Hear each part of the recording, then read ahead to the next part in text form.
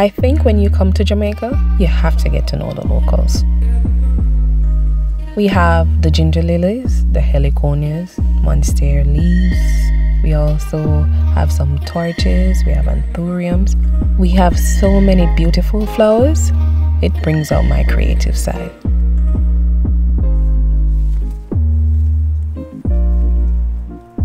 Anyone could grab up a bunch of flowers, but then there's an art to it, you know.